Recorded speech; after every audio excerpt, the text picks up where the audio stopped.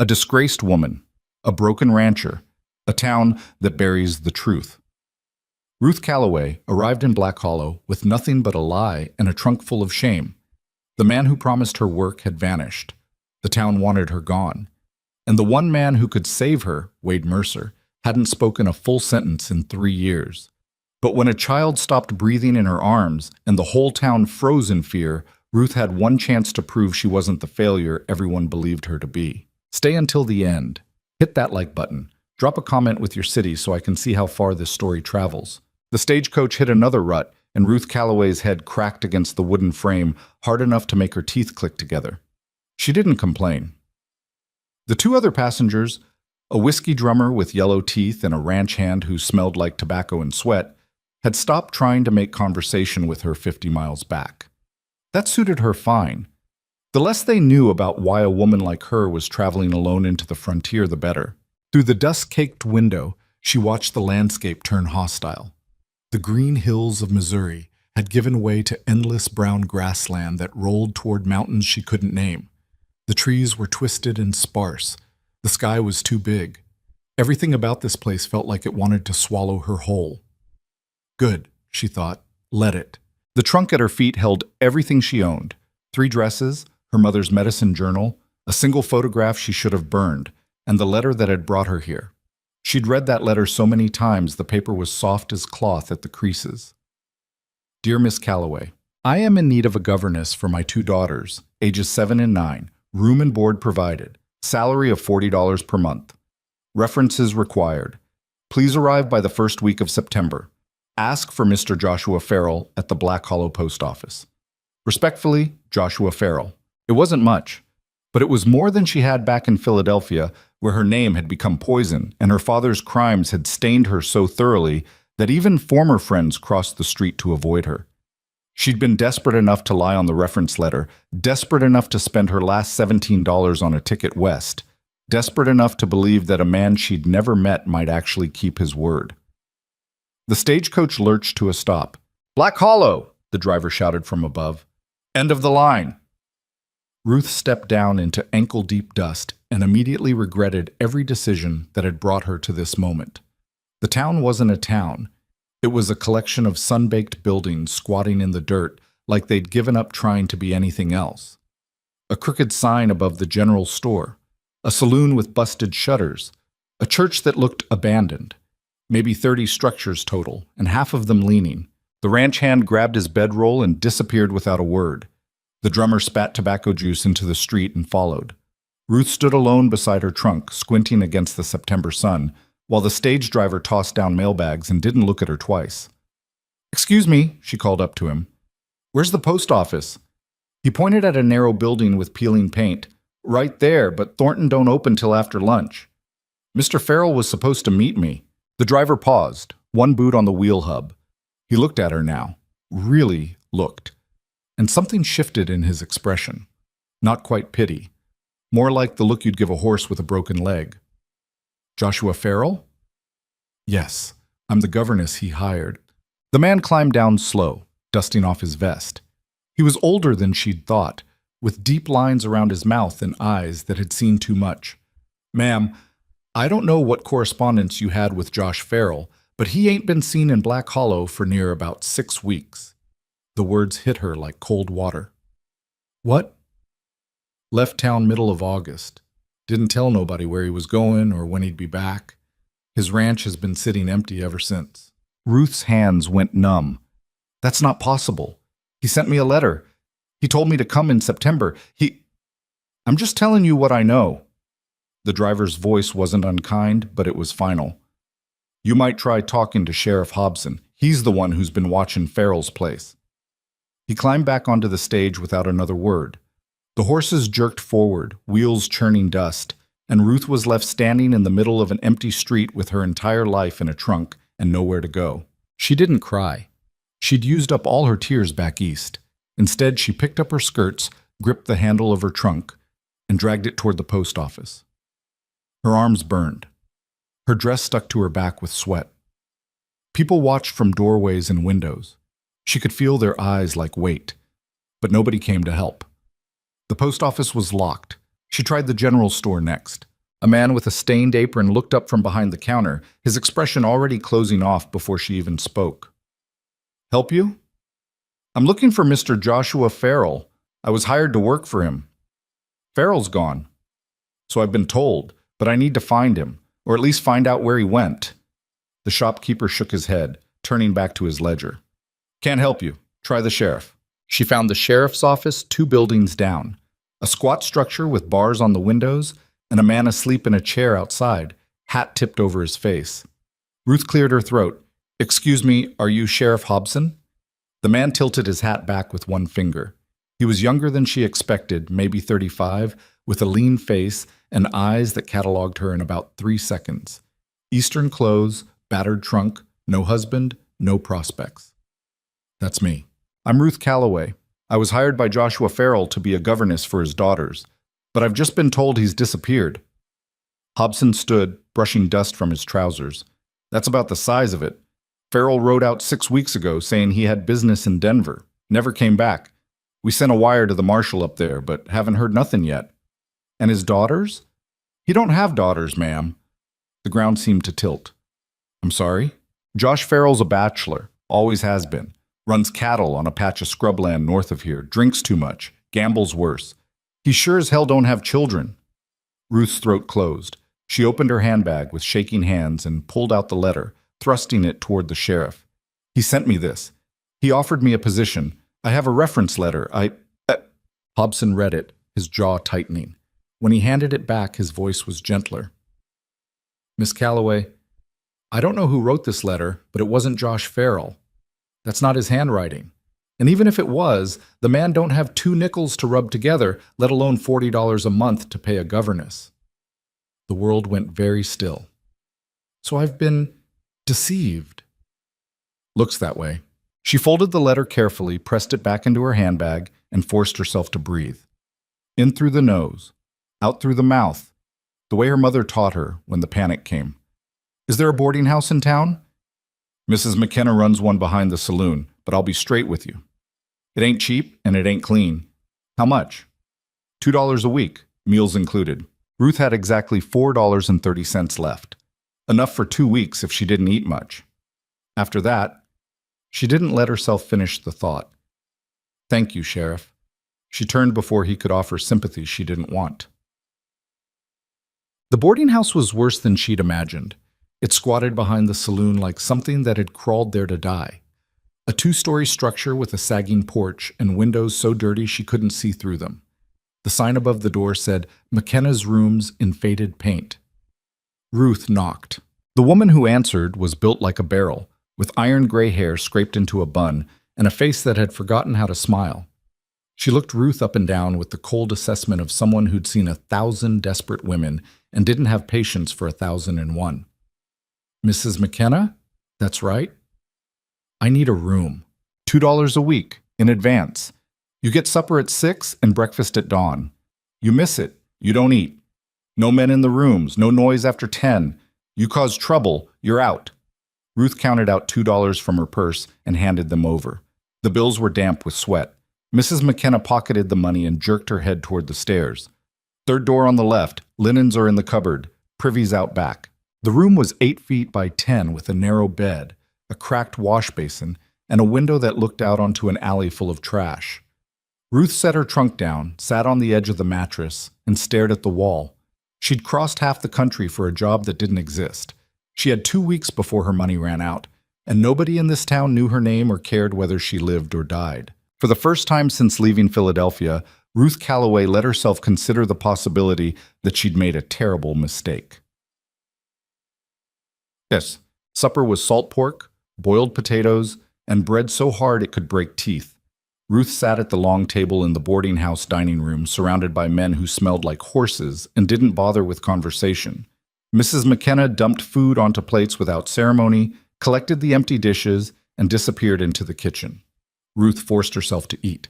The pork was nearly inedible, but she was hungry enough not to care. Across the table, a man with a scarred face and graying beard watched her with the kind of attention that made her skin crawl.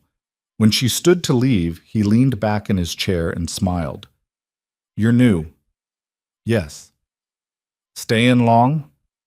I haven't decided. A woman alone. He said it like a diagnosis. That's dangerous country for someone like you. Ruth met his eyes without flinching. I'll manage. She walked out before he could say anything else. That night, she lay awake listening to the sounds of Black Hollow. Drunken shouting from the saloon, dogs barking in the alleys, the wind rattling the loose boards of the boarding house. Through the thin walls, she could hear a man coughing in the next room, deep, wet coughs that went on and on. She thought about her father, about the trial, about the way the judge had looked at her when he'd asked if she'd known what her father was doing. No, she'd said. I didn't know. It was the truth. But nobody believed her. Her father had been a banker, respected and trusted, until the day federal marshals dragged him out of their home in front of half of Philadelphia. Embezzlement, fraud, forgery. The list went on. He'd stolen from clients, from friends, from the church fund. And when it all came crashing down, he'd hanged himself in his cell before the trial even finished. Ruth and her mother had been left with nothing, not even their name. Her mother died 6 months later. The doctor said it was pneumonia, but Ruth knew better. It was shame. It was exhaustion. It was the weight of being looked at like a criminal every time she left the house. Ruth had tried to find work, but every door closed the moment they learned who her father was. So she'd answered a letter from a stranger promising her a new life in a place where nobody knew her name. And now here she was, alone. Again. She closed her eyes and tried to sleep. Mats. The scream woke her just before midnight. Ruth bolted upright, heart hammering, as the sound echoed through the boarding house, high and terrified and wrong. She grabbed her shawl and ran into the hallway. Other doors were opening, men in undershirts, women with loose hair, everyone stumbling into the narrow corridor lit by a single kerosene lamp. Mrs. McKenna was already at the far end, standing outside a room with the door flung wide. "What happened?" someone shouted. "It's the Callahan boy," Mrs. McKenna said, her voice tight.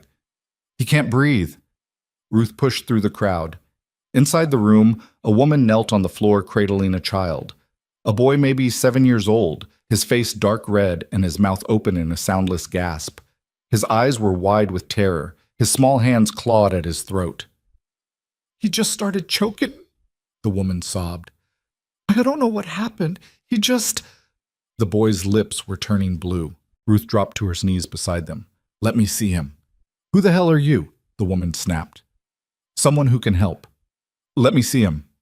The woman hesitated, then shifted the boy toward Ruth. Ruth pressed her ear to his chest.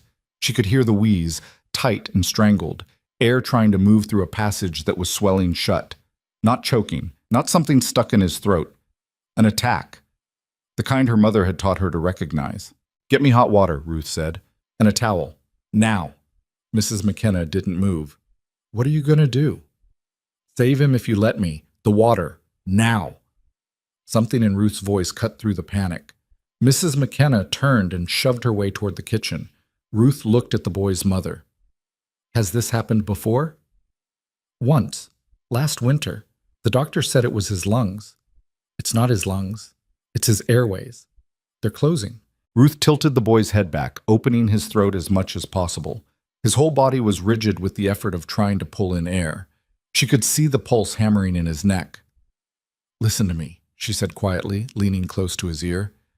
"You're going to be all right, but I need you to stay calm. Can you do that?" The boy's eyes found hers. He nodded, just barely. Mrs. McKenna returned with a basin of steaming water and a rag. Ruth soaked the towel, wrung it out, and draped it over the boy's face, creating a tent of hot vapor around his nose and mouth. "Breathe slow," she murmured. "Let the steam open you up." For 10 seconds, nothing changed. Then the boy gasped, a real gasp, pulling air, and his chest expanded. Another breath, ragged and wet, but real.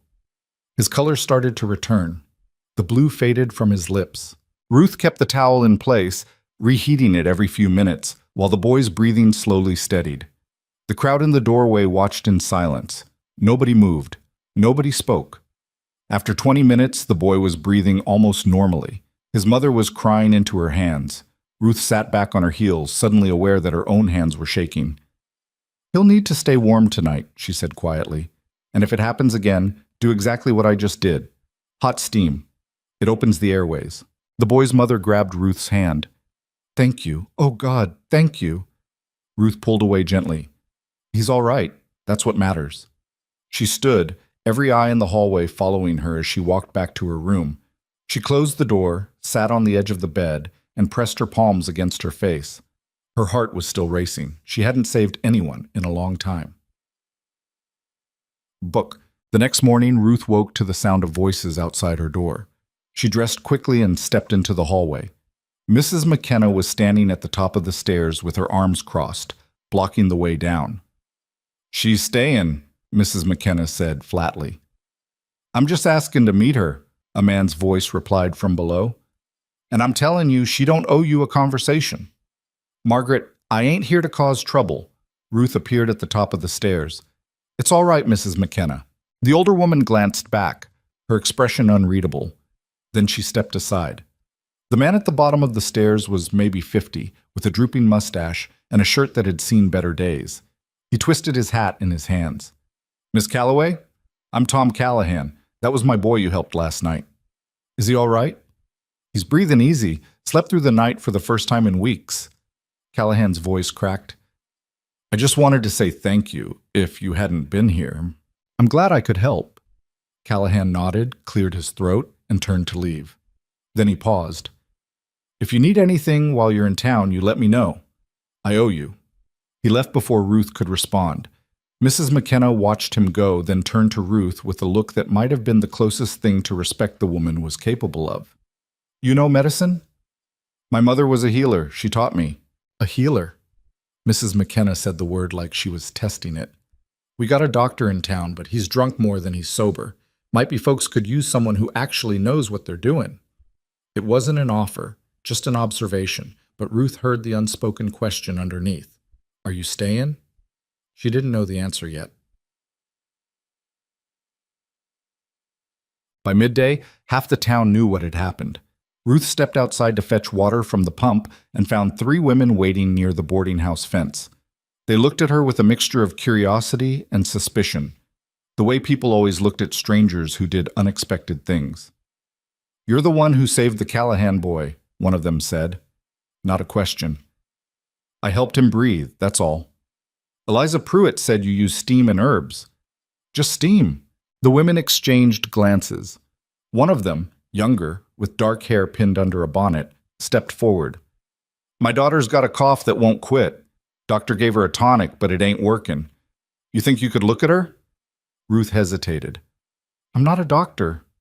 I ain't asking for a doctor. I'm asking if you know something that might help. There was desperation in the woman's voice, the kind Ruth recognized because she'd heard it in her own mother's patients back in Philadelphia. People who'd tried everything and were willing to gamble on a stranger. I can look, Ruth said quietly, but I can't make promises. The woman's face flooded with relief. That's all I'm asking. Can you come by this afternoon? Where do you live? 2 streets over, yellow house with the broken fence. Name's Ann Griffith. I'll be there. The women left, whispering among themselves, and Ruth stood alone by the pump, wondering what she'd just agreed to. Ann Griffith's house was small and cluttered, with laundry hanging across the main room and a wood stove that filled the air with smoke. The daughter, a girl maybe 5 years old, sat on a stool near the window, her face pale and her breathing shallow. Ruth knelt beside her. What's your name? Lily. Lily, I need to listen to your chest. Is that all right? The girl nodded. Ruth pressed her ear to the small ribcage and heard the rattle immediately. Deep and wet. The sound of fluid trapped in the lungs. Not consumption, not yet, but close. How long has she been coughing? Ruth asked. 3 weeks, Anne said. Started right after the rains. Ruth sat back. She needs to be kept dry and warm, and I can make a tea that'll help break up the congestion. What kind of tea? Ruth opened her bag and pulled out her mother's journal, a small leather-bound book filled with handwritten notes and remedies. She flipped to a page near the middle. Mullein leaf, thyme, and a bit of honey. Do you have access to those? I got thyme in the garden. Don't know about the rest. I'll find them. Ruth closed the journal. I'll bring the tea tomorrow morning. In the meantime, keep her near the stove. The warmth helps. Anne's eyes filled. How much do I owe you? Ruth thought about the $2 she had left, about the week she had before her room ran out. Nothing, she heard herself say. Just keep her warm. She left before the woman could argue. But that evening, Ruth walked to the general store and asked the shopkeeper if he carried mullein leaf. He stared at her. What the hell is that? It's an herb used for lung ailments. Lady, I sell flour and nails. I don't sell herbs. Ruth nodded and turned to leave. Wait. She looked back. The shopkeeper scratched his jaw. There's a fella north of town, runs a cattle ranch up in the hills. Wade Mercer. He's got land near the creek, and I've seen mullein growing wild out that way. If you're desperate enough to go looking, you might find some. How far north? Maybe 3 miles, but I wouldn't go alone if I were you. Mercer don't take kindly to visitors. Why not? The shopkeeper shrugged. Man lost his family a few years back. Ain't been right since. Keeps to himself. Don't talk to nobody. Ruth thanked him and walked back to the boarding house, her mind already working through the problem. 3 miles wasn't far. She could walk it in an hour if the terrain wasn't too rough. And if this Mercer didn't want visitors, she'd stay out of his way. She just needed the plant. She left before dawn while the town was still dark. The road north was little more than a dirt track cutting through scrub grass and sage. Ruth carried a cloth bag and wore her plainest dress, the one that wouldn't show dust. The air was cold enough to make her breath visible. She walked fast, keeping her eyes on the ground, watching for anything that looked like the sketches in her mother's journal. Mullein had broad, fuzzy leaves and grew in dry soil near water. If the shopkeeper was right about the creek, she'd find it. The sun rose behind her, turning the sky pink and gold. After an hour, she saw the creek, a thin line of water cutting through a shallow gulch. And there, growing in thick clusters along the bank, were the plants she needed. Ruth knelt and began picking leaves, working quickly. She filled her bag halfway before she heard the horse. She froze. The rider came over the rise to her left. A man on a massive bay horse, silhouetted against the morning light. He didn't say anything, just sat there watching. Ruth stood slowly, clutching her bag. I'm not trespassing. I'm just gathering herbs. The man didn't respond. He was big, broad-shouldered and tall, even sitting down. His hat shadowed his face, but she could see the line of his jaw and the way he held himself perfectly still, like he was carved from the same stone as the hills around them. I'll leave, Ruth said. I didn't mean to disturb you. The man's horse shifted, and he steadied it with one hand. Still, he didn't speak. Ruth turned and started walking back the way she'd come, her heart pounding. She made it maybe 20 yards before the sound of hooves followed. She didn't run. Running would be worse. The rider came alongside her, moving at a walk. Ruth kept her eyes forward, refusing to look at him. You're the one who saved the Callahan boy. His voice was low and rough, like he didn't use it much. Ruth glanced up. The man's face was hard and weathered, with deep lines around his eyes and a scar cutting through his left eyebrow.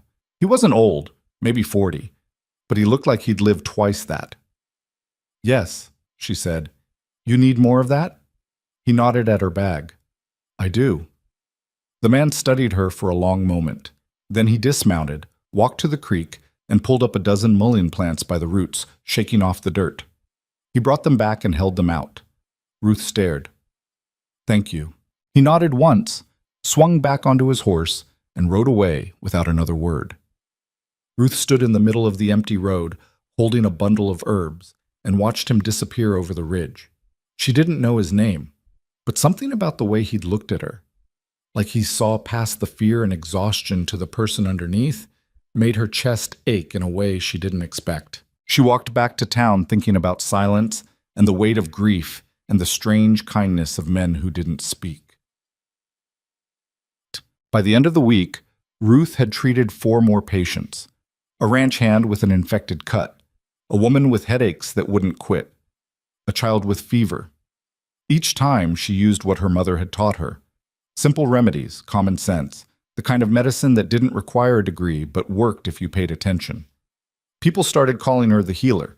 She didn't correct them, Mrs. McKenna stopped charging her for meals. "You're earning your keep," the older woman said. "Folks are talking.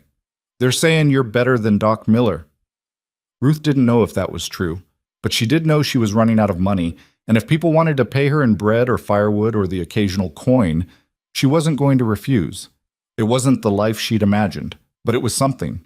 And for the first time since leaving Philadelphia, Ruth Calloway felt like maybe, just maybe, she'd found a place where she could survive. Winter came to Black Hollow like a fist. The first snow hit in late October, turning the dust to mud and the mud to ice.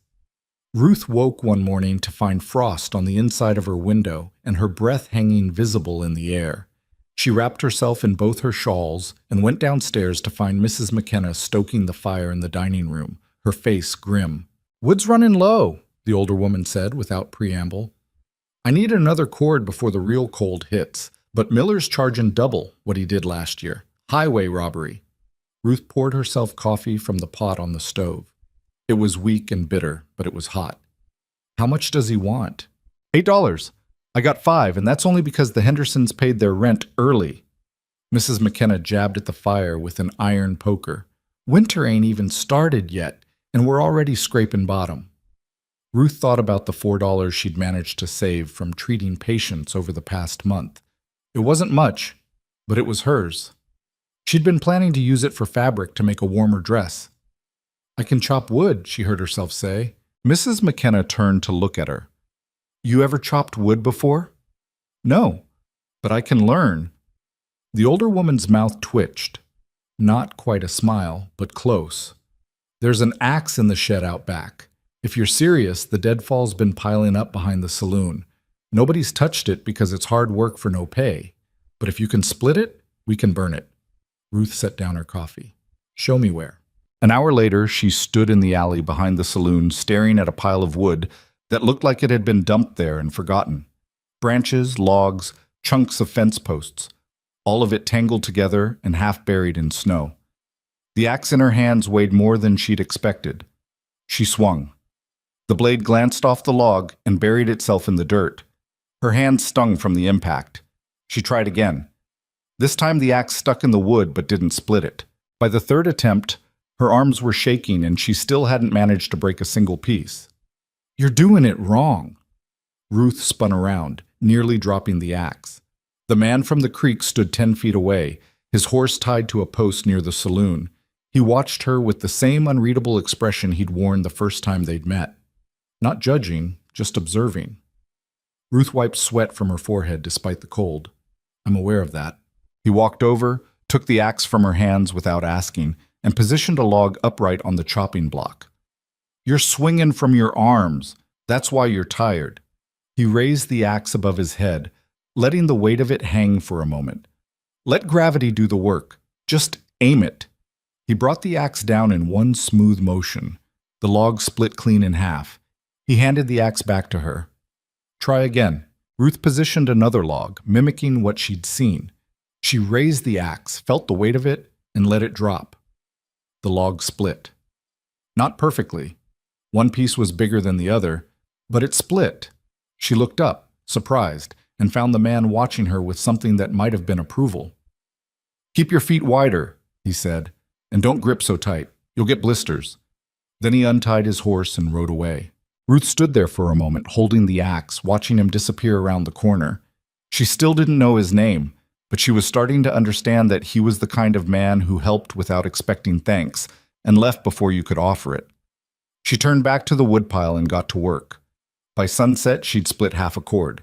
Her hands were raw and her back screamed, but the pile of firewood beside her was real and useful and hers. Mrs. McKenna came out to inspect the work, eyebrows raised. "Well, I'll be damned." Ruth couldn't help the small flicker of pride.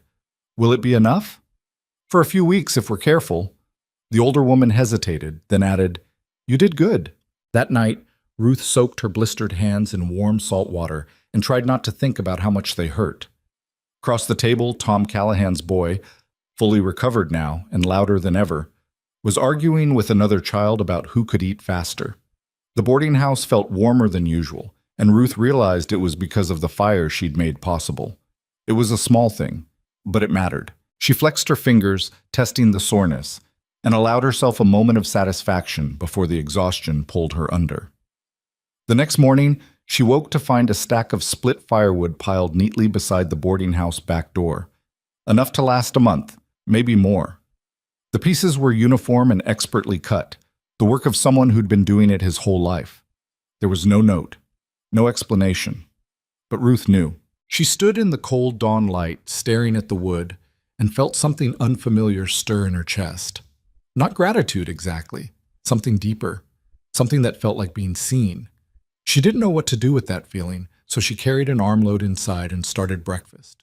The weeks blurred together after that. Ruth fell into a rhythm that felt less like survival and more like living.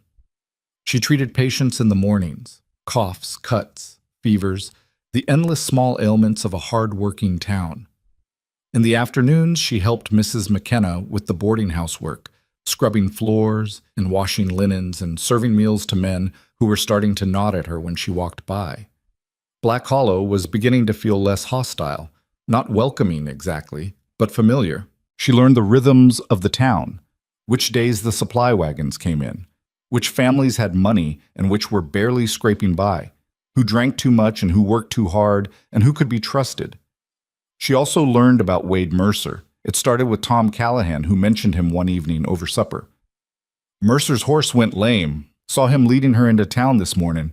Looked bad. Mercer? Ruth asked, keeping her voice carefully neutral. Owns the big ranch north of here. Keeps to himself mostly, but he's got the best horses in the territory. If something's wrong with that mare, it's going to hurt him bad. She's worth more than most men make in a year. Ruth thought about the silent man who'd taught her to split wood, who'd left enough firewood to last through winter without a word. She finished her meal and went to find Sheriff Hobson. He was in his office, boots up on his desk, reading a week-old newspaper. He looked up when she knocked. Miss Calloway? I heard Wade Mercer's horse is injured. Hobson's eyebrows went up. Word travels fast. Yeah, he brought her into Doc Miller this morning. But Miller's a people doctor, not a horse doctor, and he's drunk besides. Told Mercer there wasn't nothing he could do. What's wrong with the horse? Something with her leg. Swelled up bad. Can't put weight on it. Hobson folded his newspaper. Mercer's probably going to have to put her down. Shame, too. That mare's gotten him through some rough country. Ruth's mind was already working. Where is he now? Probably headed back to his ranch. Why? She didn't answer. She was already walking toward the door. Miss Calloway, Hobson called after her. Mercer don't take kindly to folks showing up unannounced. I'm not folks, Ruth said. I'm the healer. She borrowed a horse from Tom Callahan, a sweet-tempered gelding named Brick, who didn't mind the 3-mile walk north. The sun was high and cold, the kind of light that made everything look sharp-edged and brittle. Mercer's ranch appeared gradually over the hills, a house, a barn, corrals stretching out toward the tree line. It was bigger than she'd expected, but empty in a way that had nothing to do with size. No smoke from the chimney, no movement in the yard, just buildings standing quiet against the snow. She tied Brick to the fence and walked toward the barn. Wade Mercer stood inside next to a stall where a beautiful chestnut mare lay on her side, breathing hard. The horse's left foreleg was swollen to twice its normal size, the skin tight and hot-looking. Mercer looked up when Ruth's shadow fell across the threshold. His expression didn't change, but something in his posture shifted. A subtle tension, like he was bracing for bad news. Mr. Mercer, Ruth said, I heard your horse is hurt. He stared at her for a long moment. Then he turned back to the mare. Nothing to be done. May I look at her? You a horse doctor? No, but I know about swelling and infection, and I know about pain. Mercer's jaw tightened. He didn't tell her to leave, which Ruth took as permission. She knelt beside the mare, who watched her with frightened, rolling eyes. Ruth placed a hand gently on the horse's neck, speaking soft and low. Easy, girl. Just going to look. The mare's breathing slowed slightly. Ruth ran her hands carefully down the injured leg, feeling for heat and checking the swelling. It was worst around the knee and fetlock, tight, angry, radiating warmth. But there was no break, no bone sticking out, just inflammation, severe and painful. What happened? She asked. Stepped wrong coming down a hill 2 days ago, Mercer said. Thought it was just a strain. Got worse overnight. Ruth sat back on her heels thinking. Her mother had treated horses a few times. Farmers who couldn't afford a veterinarian and were desperate enough to try anything. The principles were the same as treating people. Reduce the swelling, manage the pain, prevent infection. I can help her, Ruth said, but I'll need supplies. Mercer's eyes sharpened. What kind of supplies? Cold water, clean cloths, comfrey root if you have it, or I can use willow bark. And patience. How long? A few hours for the first treatment, then we'll see. Mercer studied her the way he'd studied the woodpile that first day, carefully, like he was trying to figure out if she was serious or foolish. Finally, he nodded. I'll get the water. They worked in silence. Mercer brought bucket after bucket of cold creek water while Ruth prepared compresses soaked in willow bark tea. She wrapped the mare's leg carefully, changing the cloths every 20 minutes to keep them cold.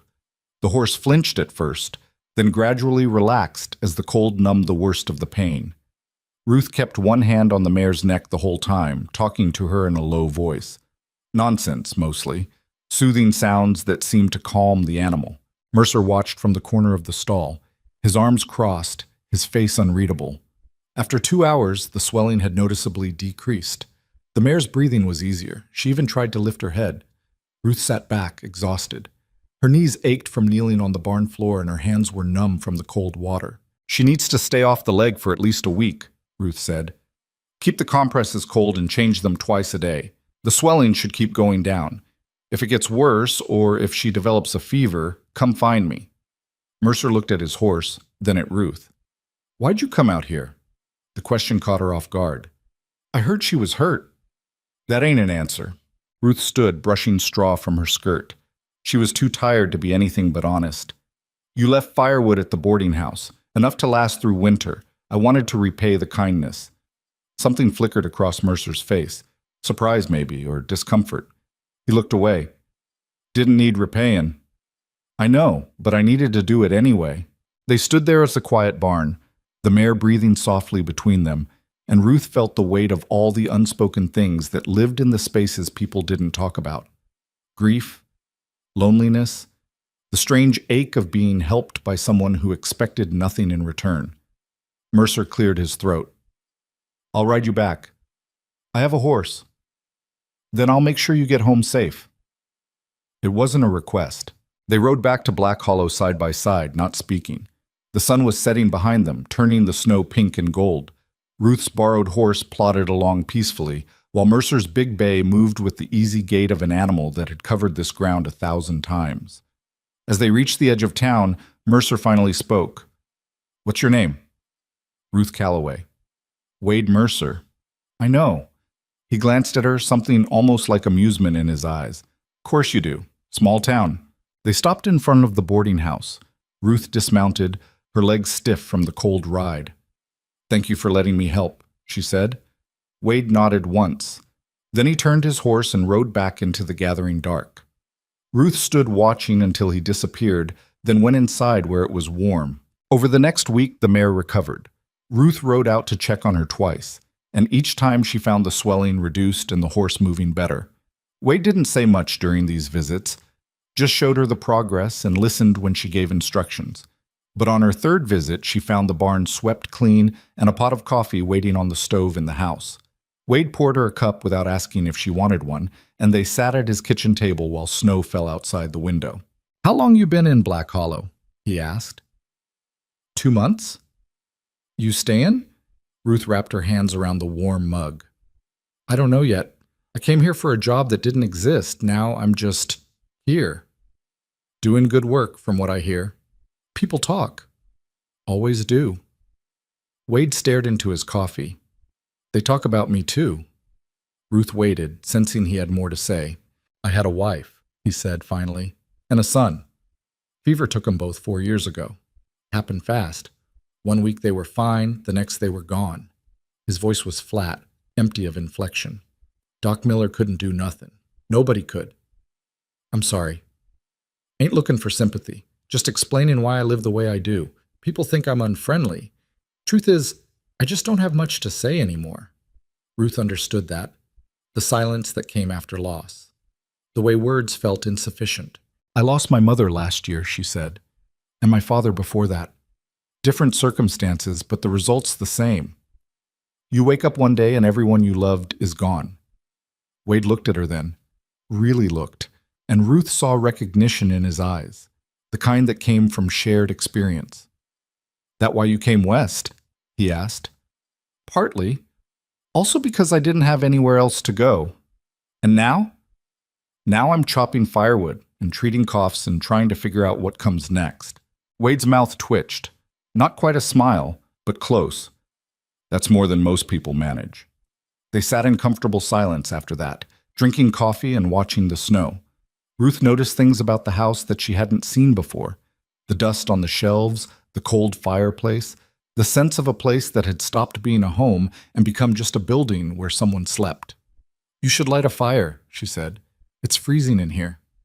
Don't see the point. I'm usually in the barn. The point is not dying of cold in your own house. Wade looked at her, startled, and then he actually smiled. It transformed his face, made him look younger and less burdened. Yes, ma'am, he said, and got up to build a fire. Ruth rode back to town that afternoon, thinking about loneliness and the different shapes it took. Wade Mercer lived alone on a ranch full of ghosts, while she lived in a boarding house full of strangers. Neither situation was what they'd chosen, but maybe both of them were learning how to survive it. As winter deepened, Ruth found herself riding out to Mercer's ranch more often than necessary. She told herself it was to check on the mare, who was fully healed now and moving sound.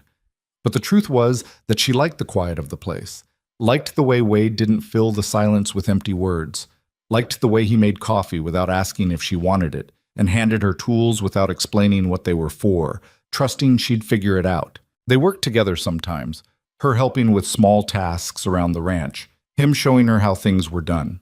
He taught her to mend fence, to read weather in the sky, to tell when a horse was favoring a leg before it went lame. She taught him about herbs and healing, about the way willow bark could reduce fever and how chamomile helped people sleep. They didn't talk about the past much, but sometimes Wade would mention his son, how the boy had loved horses, how he'd been fearless in a way that terrified his parents. And Ruth would tell stories about her mother, about the patients they'd treated together, about the satisfaction of watching someone heal. The people of Black Hollow noticed. Ruth heard the whispers at the general store, saw the looks when she rode through town on her borrowed horse. The healer and the hermit, the outsider and the widower. People had opinions about what it meant, this strange friendship growing between two people who didn't quite fit. Most of the opinions were harmless curiosity, but some carried an edge of disapproval that Ruth couldn't quite understand. It was Mrs. McKenna who finally explained it.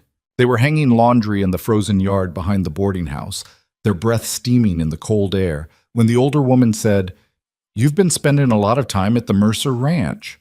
Ruth pinned a sheet to the line. Wade's mare needed treatment. Mare's been healed for weeks. There's other work to be done. Mrs. McKenna gave her a long look. I ain't your mother, and I ain't going to tell you how to live, but you should know that people are talking, and some of them ain't kind about it. Ruth's hand stilled on the laundry. What are they saying? That you're chasing after a rich rancher, that you're trying to get your hooks in him before someone else does. Heat flooded Ruth's face. That's not... I know it ain't, but folks see what they want to see. And a young woman spending time alone with a man like Wade Mercer, well, it don't look innocent. Not in a town like this. Ruth grabbed another sheet, snapping it hard to shake out the wrinkles. I'm helping a friend. Maybe so, but the Voss family ain't going to see it that way. The Voss family? Mrs. McKenna's expression darkened. Eleanor Voss runs the biggest ranch east of here with her brother.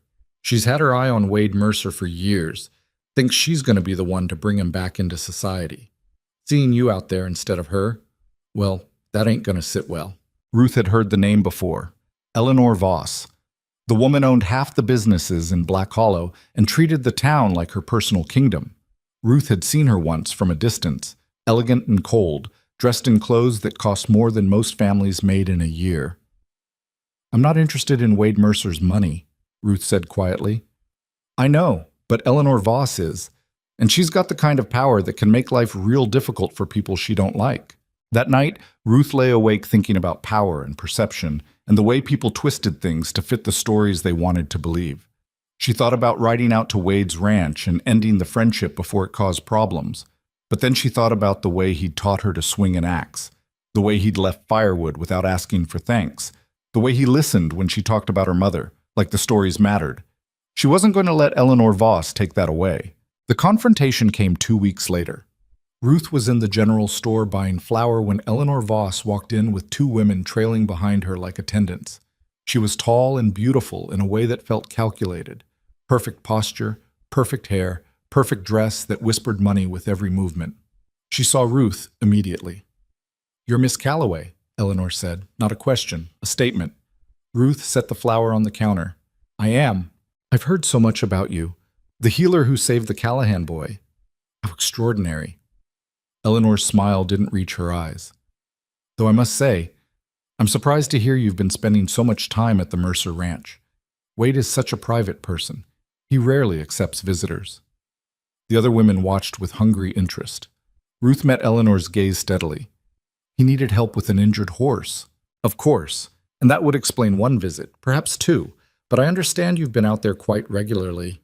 Eleanor tilted her head. "People might get the wrong idea about such frequent visits. A young woman, alone with a wealthy rancher. You can see how it might look. Improper." The shopkeeper was pretending to organize shelves while clearly listening to every word. Ruth kept her voice level. "I appreciate your concern, Mrs. Voss, but my relationship with Mr. Mercer is none of your business." Eleanor's smile sharpened. "Everything in Black Hollow is my business, Miss Calloway. My family built this town. We own most of the land, including the property where your boarding house sits. So when I see someone new trying to position themselves with one of our prominent citizens, I take notice. I'm not positioning myself anywhere. I'm helping a friend." "A friend?" Eleanor's laugh was like cut glass. "How quaint, though I wonder what kind of help Wade really needs from someone like you." "Someone like you." The words hung in the air, loaded with implication. Ruth felt her temper rising but forced it down. Getting angry would only prove whatever point Eleanor was trying to make. "Is there something specific you wanted to say to me, Mrs. Voss?" Eleanor stepped closer, dropping her voice so only Ruth could hear. "I'm saying that you should be very careful about the company you keep and the reputations you try to build. Black Hollow is a small town. Rumors spread. And I'd hate to see your little healing business suffer because people started questioning your character." It was a threat, clear and unmistakable. Ruth held her ground. "Thank you for the advice." She paid for her flour, walked out of the store, and didn't let herself shake until she was back at the boarding house. Mrs. McKenna took one look at her face and poured her a cup of tea. "Eleanor got to you." Ruth nodded. "What'd she say?" "That I should stay away from Wade, that people are talking, that my business might suffer if I don't." Ruth wrapped her hands around the warm cup. "She basically threatened me." "That's Eleanor's way. She don't like competition. I'm not competing for anything." "You sure about that?" Ruth looked up sharply. Mrs. McKenna raised her hands. "I ain't saying you're chasing him, but I seen the way you look when you come back from that ranch. Lighter, somehow, happier, and I seen the way he looks at you when he rides through town. Like he's checking to make sure you're still here. That ain't just friendship, girl, and Eleanor Voss ain't blind." Ruth set down her teacup. "It doesn't matter what it is.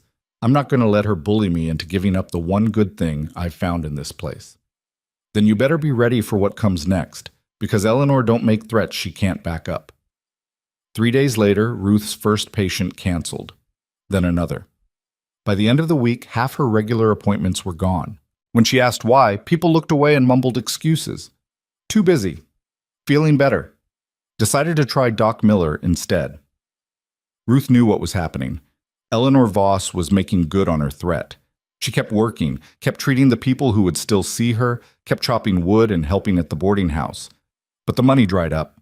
And without the money, she was back where she'd started, counting coins and wondering how long she could last. She didn't tell Wade. She couldn't. The man had enough problems without adding hers to the pile. But Wade noticed anyway. He showed up at the boarding house one evening in early December, his hat in his hands, snow melting in his hair. Mrs. McKenna let him into the dining room where Ruth was setting tables for supper. Need to talk to you, he said. They stepped outside into the cold. Ruth wrapped her shawl tighter. Heard you been losing patience, Wade said. Ruth looked away. Word travels. Eleanor Voss? How did you? Because that's what she does. Someone threatens her position, she cuts them down. Wade's jaw was tight. This is my fault. It's not. It is. She's had her eye on my land for years. Thinks if she can get me to marry her, she'll control the whole North Territory. Seeing you out there messed up her plans. Ruth laughed bitterly. I'm not even trying to mess up anything. I'm just trying to survive. I know. That's why I'm going to fix it. How? Wade looked at her, and Ruth saw something in his eyes she hadn't seen before. Determination. Maybe even anger.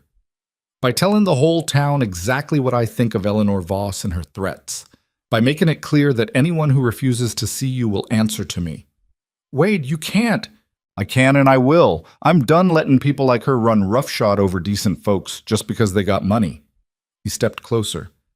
You saved my horse. You've helped half this town get through sickness. You work harder than anyone I know, and I'll be damned if I let Eleanor Voss destroy you because she's jealous. Ruth's throat tightened. You don't have to do this, Yeah, I do. Wade's voice softened. You're the first person in 4 years who treated me like I was still human, who didn't tiptoe around my grief or try to fix me. You just showed up and kept showing up. That means something. Ruth didn't know what to say, so she just nodded. Wade put his hat back on. I'm heading out on a cattle drive in 2 days, be gone about 3 weeks. But when I get back, we're settling this. He left before she could respond. Ruth stood in the snow, watching him ride away, and felt something shift inside her chest. Something that felt dangerously close to hope. But hope was a luxury she'd learned not to trust. Wade left before dawn 2 days later, leading a string of cattle south with 4 other ranchers. Ruth watched from the boarding house window as the procession moved through town. Men bundled against the cold, horses breathing steam, the cattle lowing and shifting in the pre-dawn darkness. She didn't go outside, didn't wave, but she watched until the last rider disappeared beyond the edge of town. Then she went downstairs and started breakfast. The first week without Wade passed quietly. Ruth treated the few patients who still came to her, mostly people too poor to care what Eleanor Voss thought, or too desperate to let pride get in the way of healing. She chopped wood. She helped Mrs. McKenna scrub floors and wash linens. She kept her head down and tried not to think about how precarious her situation had become. But on the 8th day, everything changed. Ruth was carrying water from the pump when she saw Eleanor Voss step out of the sheriff's office with Sheriff Hobson beside her. They were deep in conversation, Eleanor's voice too low to hear, but her expression sharp and focused. Hobson looked uncomfortable, nodding along to whatever she was saying. Ruth's stomach tightened. Nothing good came from Eleanor spending time with the law. She hurried back to the boarding house, sloshing water over the sides of the bucket. Mrs. McKenna was in the kitchen kneading bread, her capable hands working the dough with practiced efficiency. She looked up when Ruth came in. You look like you've seen a ghost. Eleanor Voss was with the sheriff. Mrs. McKenna's hands stilled. That ain't good. What could she possibly want with him? Nothing legal, that's for sure. Eleanor don't talk to Hobson unless she's got a problem she wants solved her way. The older woman shaped the dough into a loaf and set it aside to rise. Whatever she's planning, it ain't gonna be small. Ruth set the water bucket down harder than necessary. I haven't done anything wrong. Don't matter. Eleanor don't need you to do something wrong. She just needs people to believe you did. The words settled over Ruth like ice water. That afternoon, the whispers started. Ruth heard them at the general store, in the gaps between conversations when she walked past.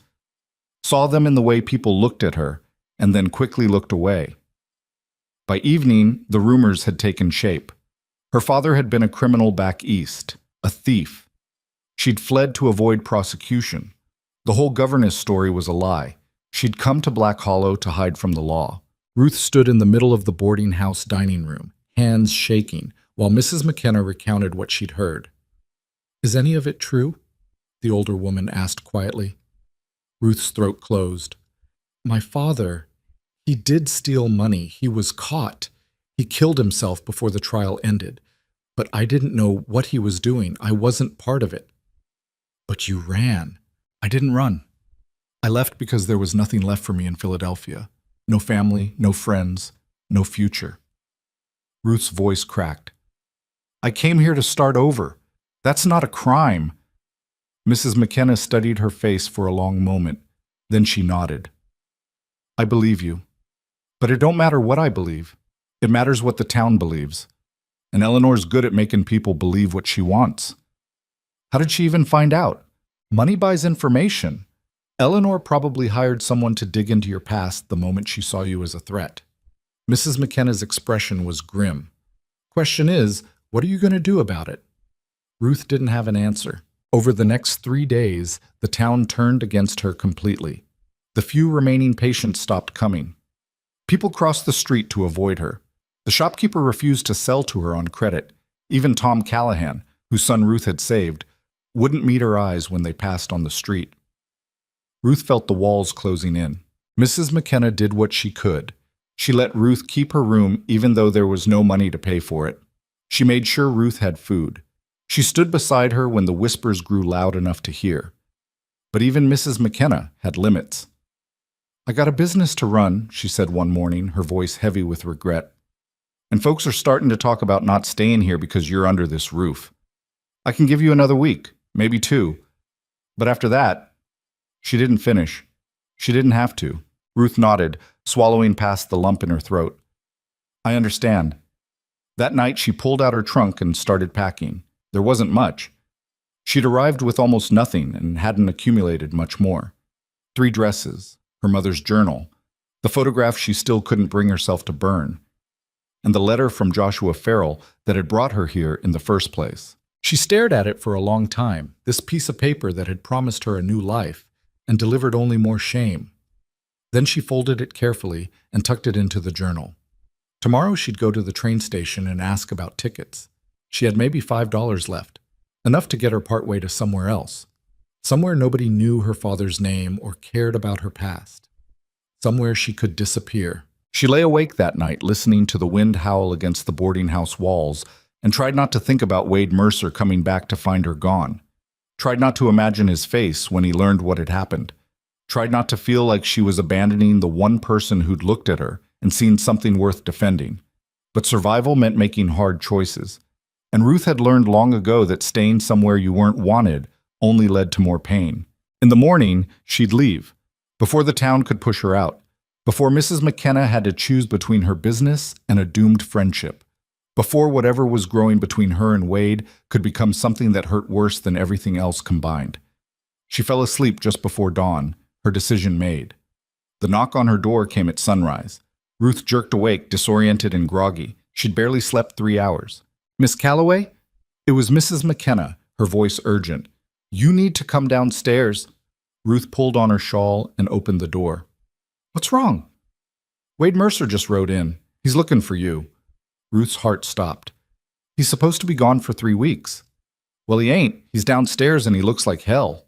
Mrs. McKenna's expression was unreadable. Whatever you two got between you, it ain't simple.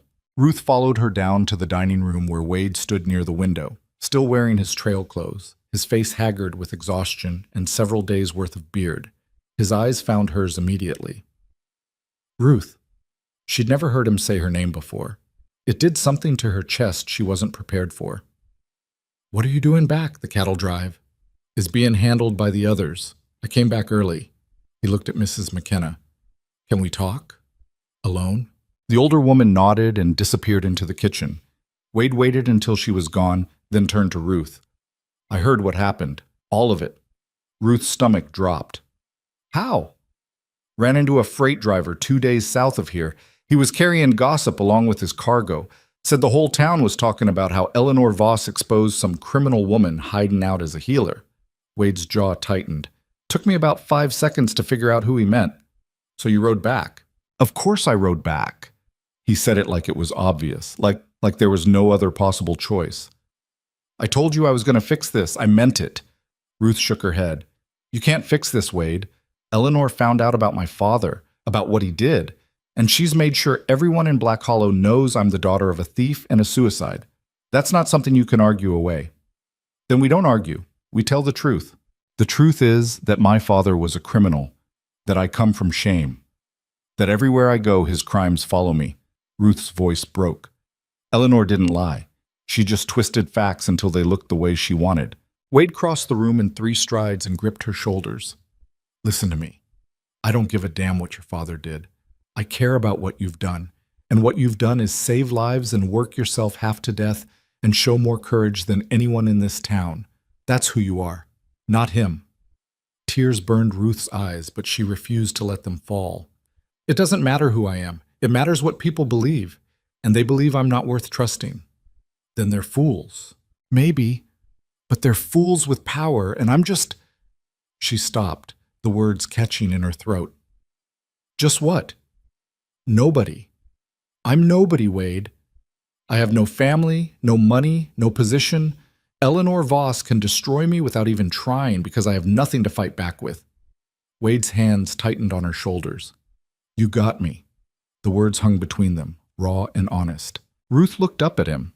At this man who'd ridden through 2 days and nights to get back to her, who'd left his cattle and his ranch and his carefully maintained solitude because someone had hurt her. Why? She whispered. Why do you care what happens to me? Wade's expression softened in a way she'd never seen before.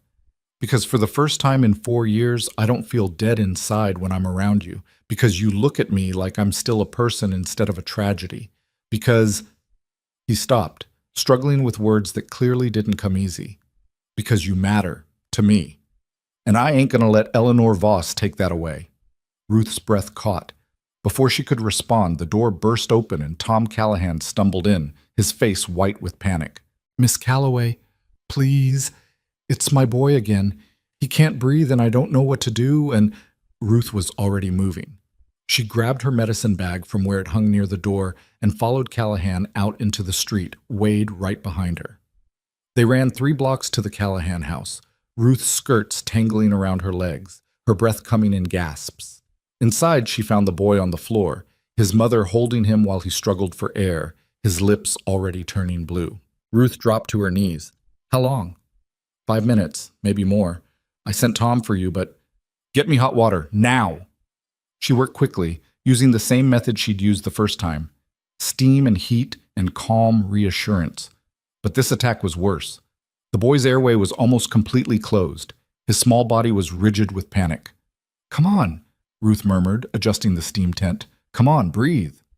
Nothing. The boy's eyes were starting to roll back. Ruth made a split-second decision. She tilted his head further back, opening his throat at a sharper angle, and pressed her fingers to either side of his windpipe, feeling for the constriction. What are you doing? Wade asked quietly from behind her. Trying to manually open the airway. Her fingers found the spot where the swelling was worst. She applied gentle, steady pressure, working against the inflammation. For a terrible moment, nothing happened. Then the boy gasped. A wet, rattling sound. And air moved. Ruth kept the pressure steady, kept talking to him in a low voice, kept the steam flowing. Gradually, achingly slowly, his breathing improved. The blue faded from his lips. His body began to relax. By the time he was breathing normally again, Ruth's hands were shaking so hard she could barely hold the cloth. Tom Callahan was crying openly. His wife had her face buried in her hands. Ruth sat back exhausted. He needs to see a real doctor, someone who knows more than I do about this condition. There ain't no doctor better than you, Tom said hoarsely. You saved him. Again. I got lucky. Next time I might not. Ruth looked at the boy's mother. There are doctors in Denver who specialize in breathing problems. You should take him there. We can't afford Denver. Then we figure something out, but he can't keep having these attacks without proper treatment. Wade spoke from the doorway. I'll pay for it. Everyone turned to look at him. You'll what? Tom asked. I'll pay for the trip to Denver, and the doctor, and whatever treatment he needs. Wade's voice was firm. That boy deserves a chance at a normal life, and Miss Calloway deserves not to carry the weight of saving him every time his lungs decide to quit. Tom stared at Wade like he'd grown a second head. I can't let you do that. You can and you will. I got the money and you need the help. That's the end of it. Tom looked at his wife, who nodded through her tears. Thank you, Tom whispered. I don't know how to. Don't thank me. Thank her. Wade nodded at Ruth. She's the one who keeps pulling miracles out of thin air. They left the Callahan house together, Ruth's bag heavy in her hand, the morning sun just starting to burn through the clouds. People had gathered in the street, drawn by the commotion. They watched in silence as Ruth and Wade walked past. Ruth saw their faces, the same faces that had turned away from her for the past 2 weeks, saw the uncertainty there, the doubt creeping in around the edges of Eleanor's carefully constructed narrative, because they'd just watched her save a child's life, again, and that was harder to ignore than rumors about a father she'd never defended. Wade walked her back to the boarding house, neither of them speaking, but when they reached the door, he stopped her with a hand on her arm. I'm riding out to confront Eleanor today. Ruth's stomach clenched. Wade, don't. She'll just what? Spread more lies? She already done her worst. Now it's my turn. His expression was hard. I'm going to make it real clear that anyone who does business with the Voss family ain't doing business with me, and I'm going to tell the whole town exactly why. You'll make an enemy of the most powerful family in the territory. Good. Been needing some enemies to remind me I'm still alive. Ruth wanted to argue. Wanted to tell him it wasn't worth it, that she'd already decided to leave, that he shouldn't burn bridges for someone who was just passing through. But the words wouldn't come. Because part of her, the part that had been running for so long, she'd forgotten what it felt like to stand still. Wanted to see what would happen if someone actually fought for her. Wade seemed to read the conflict in her face. You're thinking about leaving. It wasn't a question. Ruth looked away. I have a trunk packed upstairs. Don't. Wade, don't run. Not yet. Give me a chance to fix this first. He ducked his head to catch her eyes. Please. Ruth had never heard him say please before. She nodded, not trusting her voice. Wade squeezed her arm once, then turned and walked toward where his horse was tied. Ruth watched him mount up and ride east toward the Voss ranch and felt her heart climb into her throat. Mrs. McKenna appeared beside her. That man's either the bravest fool I ever met, or he's in love with you. He barely knows me. Sometimes that's all it takes. Mrs. McKenna handed her a cup of coffee. Question is, what are you going to do about it? Ruth didn't have an answer. Wade returned 3 hours later. Ruth saw him ride past the boarding house window, his face like granite, and her stomach dropped. She found him at the saloon standing at the bar with a whiskey he hadn't touched. The place was half full with afternoon drinkers who'd all gone quiet when he walked in. What happened? Ruth asked quietly. Wade stared at his glass. Told Eleanor exactly what I thought of her and her poison. Told her I'd make sure every rancher between here and the state line knew what kind of woman she really was. Told her that anyone who chose her business over basic human decency could go to hell. What did she say? That I was making a mistake. That defending a criminal's daughter would ruin my reputation. That I'd lose friends, lose business, lose everything. Wade finally looked at her. Then she told me something else. Ruth's chest tightened. What? She said she's got proof your father didn't just steal from banks. He stole from people. Regular folks who trusted him with their savings. Families who lost everything because of what he did. Wade's voice was careful. She said she's got letters from his victims, and she's going to make sure everyone in Black Hollow reads them. The room spun. Ruth gripped the edge of the bar to steady herself. I didn't know. I swear I didn't know it was that bad. I know you didn't. But it doesn't matter, does it? Because those people existed. They suffered, and I'm his daughter. Her voice was hollow. I'm the daughter of a man who destroyed lives. Wade turned to face her fully. You ain't responsible for what he did. Tell that to his victims. I would if they were here, but they ain't. Eleanor is. And she's using dead people's pain to hurt you because she's cruel and petty and can't stand that I'd rather spend time with someone real than someone made of money and lies. Ruth shook her head. This is exactly what I was trying to avoid. This is why I should have left when I had the chance. But you didn't leave. You stayed. You fought. You saved that boy's life this morning, even though half this town's been treating you like dirt. Wade's voice dropped. That takes more courage than running ever could. It's not courage, it's stupidity.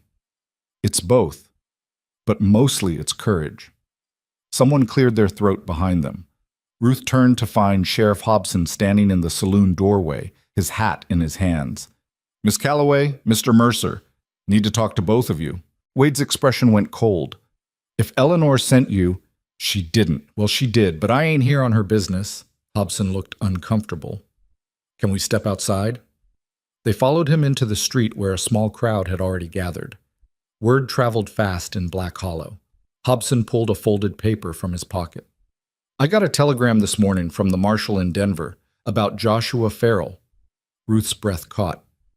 "They found him?" "They found him. He's been in jail there for the past 2 months, arrested for fraud and theft. Turns out he's been running a scheme across 3 territories, advertising for governesses and housekeepers, collecting their travel money, then disappearing before they arrived." Hobson's face was grim. "You weren't the only one, Miss Calloway. There were at least 8 other women." The world tilted. Ruth grabbed Wade's arm to steady herself. 8? Maybe more. The marshal's still investigating." Hobson looked at her with something that might have been respect. "Most of those women didn't make it. They ran out of money, couldn't find work, ended up— well, let's just say you're luckier than you know." "Lucky," Ruth repeated numbly. "What I'm saying is you came here under false pretenses just like all the others. But unlike them, you survived. You made something of yourself. And—" Hobson cleared his throat. "Eleanor Voss may have found out about your father, but she left out the part where you were a victim too. That seems important." Wade's hand covered Ruth's where it gripped his arm. "Does Eleanor know about Farrell?" "She does now. I made sure to tell her." Hobson almost smiled. Figured she'd want to know the whole story, seeing as how she's been so concerned with the truth lately. It was a small victory, barely anything at all in the face of everything else. But it was something. That evening, 2 families who'd stopped seeing Ruth showed up at the boarding house asking for treatment. She saw them both, accepted their awkward apologies, and pretended not to notice the way they still looked at her with doubt lurking behind their gratitude. Progress was slow, but it was progress. Wade stayed in town instead of riding back to his ranch. He rented a room at the boarding house, ignoring Mrs. McKenna's raised eyebrows, and made it clear he wasn't going anywhere until things settled. "You don't have to do this," Ruth told him that night as they sat on the boarding house porch, watching snow fall in the darkness. "Yeah, I do. Your ranch has survived me being gone before. It'll survive a few more days." Wade leaned back in his chair. "Besides, I like it here." Ruth looked at him. "You like a drafty boarding house full of strangers?" "I like being somewhere you are."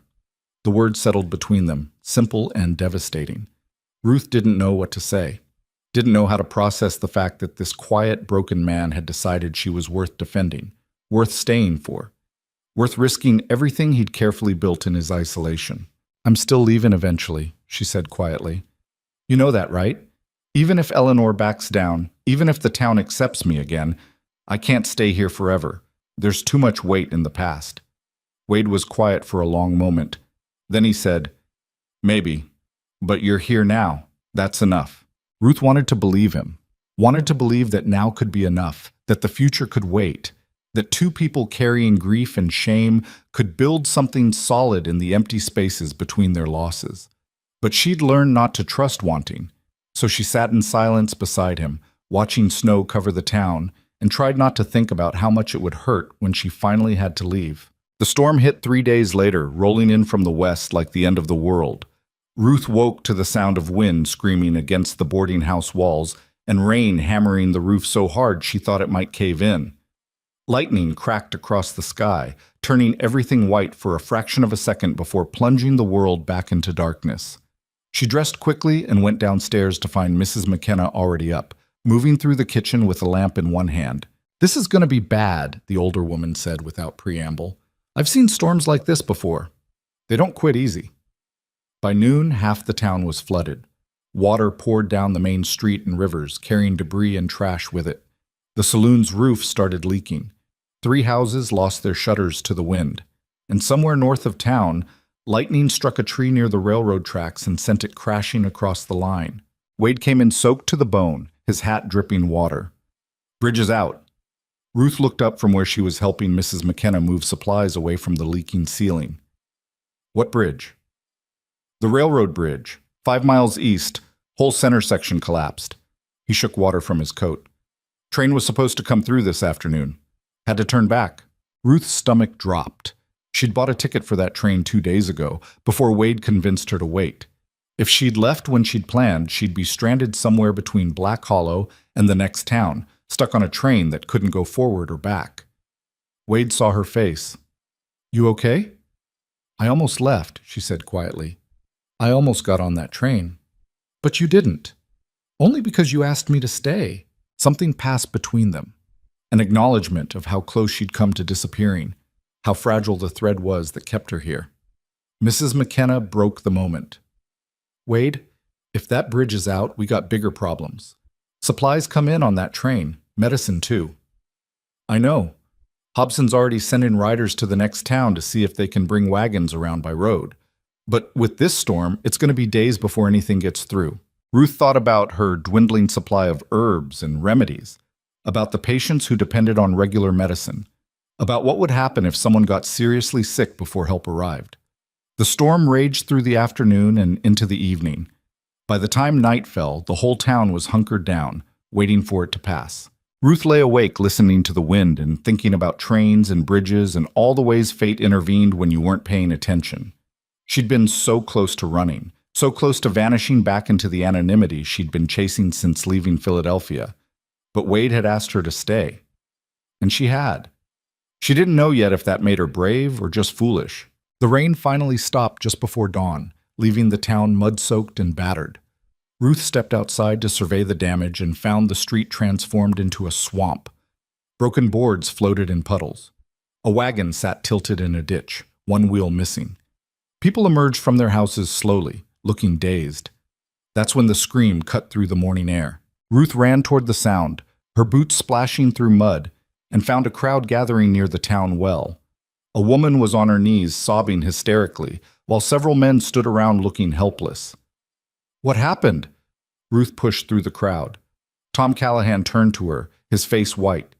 "It's the Miller boy. He fell in the well." Ruth's blood went cold. "When?" "Just now. He was playing near the edge and the ground gave way from all the rain. He went straight down." Ruth ran to the well and looked over the edge. It was deep, maybe 30 feet, and narrow. She could barely see the bottom in the darkness, but she could hear crying, faint and terrified, echoing up from below. "He's alive," she said. "For now," Tom said grimly, "but that well's been unstable for years. The walls could collapse any minute, especially after all this rain." Ruth looked around at the gathered crowd. "Does anyone have rope?" "We got rope," someone said, "but ain't nobody small enough to fit down that shaft. It's too narrow." "What about a ladder?" "Won't fit either. The opening's barely 2 feet across." Ruth's mind raced. The boy was trapped 30 feet down in an unstable well. The walls could collapse at any moment, and there was no way to reach him with conventional rescue methods. She turned to the crowd. "Someone get Wade Mercer. Now!" A boy took off running. Ruth knelt at the well's edge. "Can you hear me down there?" A small voice echoed up. "I'm scared." "I know you are. But we're going to get you out. What's your name?" "Danny." "Okay, Danny. I need you to stay very still. Don't move around. Can you do that for me?" "It's dark." "I know. But if you stay still and stay calm, we'll have you out soon. Do you trust me?" A pause. Then, "Yes." "Good boy." Wade arrived within minutes, breathing hard from running. He took one look at the situation and his jaw tightened. "How deep?"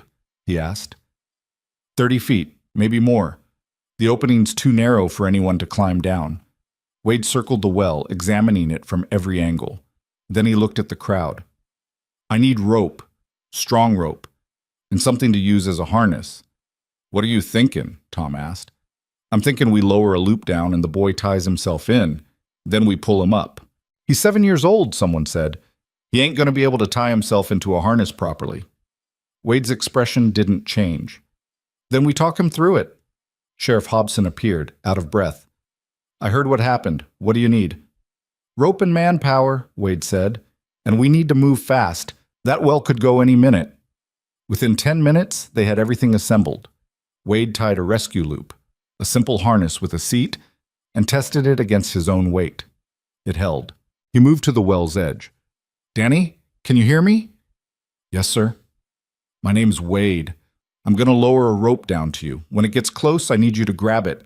Can you do that? I think so.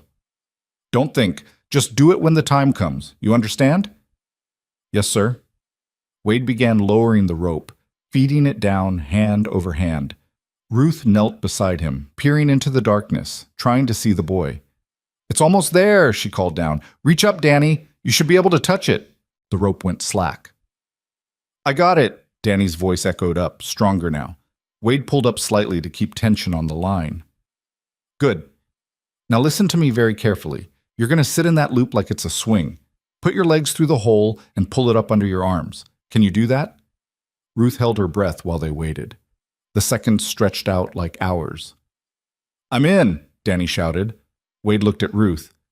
You sure he's secure? Ruth called down. Danny, hold the rope with both hands and don't let go no matter what. We're bringing you up now. Okay. Wade positioned himself at the well, gripping the rope. Tom Callahan and 3 other men lined up behind him.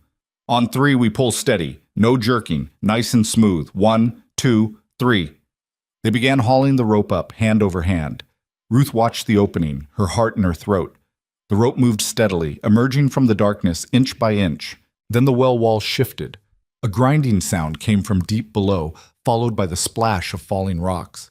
Faster! Someone shouted. No, Wade said sharply. Steady!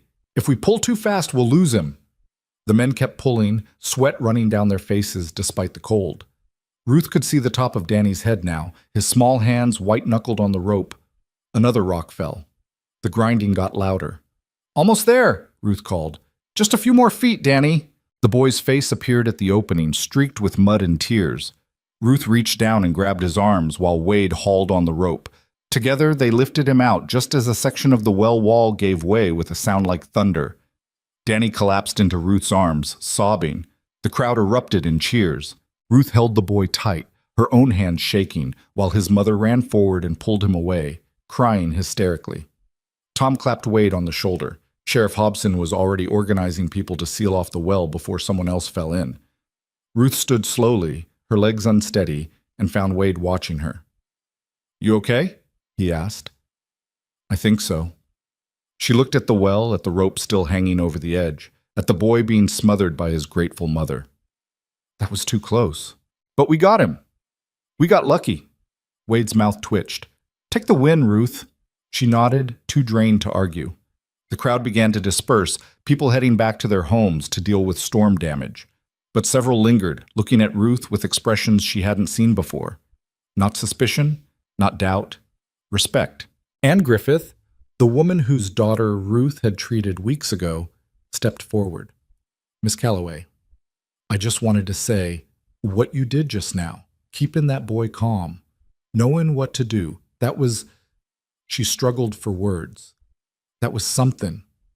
Wade did most of it. Wade pulled the rope. You kept that child from panicking long enough to be saved. Anne glanced at the other women standing behind her. We've been talking about what Eleanor Voss said about you, about your father. Ruth's chest tightened. Mrs. Griffith, let me finish. We've been talking, and we decided that we don't much care what your father did back east. We care what you've done here. And what you've done is help people, save people. Work harder than most of us would have in your position. Anne's voice strengthened. Eleanor can say whatever she wants, but we know who you are. And we know who she is, too. One of the other women nodded. She's got money and a nice house, but she ain't never saved a child's life. Ain't never gotten her hands dirty helping folks who couldn't pay. You have. Ruth didn't know what to say, couldn't find words adequate for what was happening. Tom Callahan joined them. Miss Calloway, I owe you twice now. Once for my boy, once for Danny Miller. And I ain't the only one in this town who's in your debt.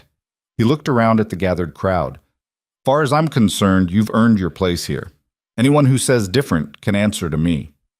Several other men voiced agreement. Sheriff Hobson cleared his throat. Miss Calloway, I owe you an apology. I let Eleanor Voss's version of things cloud my judgment. That was wrong. You've proven yourself 10 times over, and I should have seen that sooner. Ruth felt tears prickling behind her eyes, but refused to let them fall. Thank you, all of you. Wade appeared at her elbow. Come on, you need to sit down. He steered her away from the crowd back toward the boarding house. Ruth's legs felt like water. The adrenaline was wearing off, leaving her shaky and exhausted. Mrs. McKenna was waiting on the porch. She took one look at Ruth's face and went inside to make tea. Ruth sank into a chair, her whole body trembling. Wade sat beside her. "You did good. I didn't do anything. You're the one who rigged the rescue. And you're the one who kept that boy from losing his mind down there. You think I could have done that? I'm about as comforting as a brick wall." Wade leaned back. "You got a gift, Ruth, for making people feel safe when everything's falling apart. That matters." Ruth stared at her hands. They were filthy with mud and rope burns. "I thought I was leaving. 3 days ago, I had a ticket for that train. I was packed and ready to run again. But you stayed. Only because you asked. Then I'm glad I asked." Ruth looked at him, really looked, at the lines around his eyes, the scar through his eyebrow, the way he sat like he was always braced for bad news. This man who'd been alone for 4 years because grief had hollowed him out and left nothing but survival instinct. "Why me?" she asked quietly. "You could have let me leave, let Eleanor win, gone back to your ranch in your silence. Why did you fight for me?" Wade was quiet for a long moment. Then he said, 4 years ago, I lost everything that mattered. My wife, my son, the life we'd built. And I decided that the safest thing was to stop caring, stop connecting, just work the land and keep my head down and wait for time to pass." He looked at her. "Then you showed up.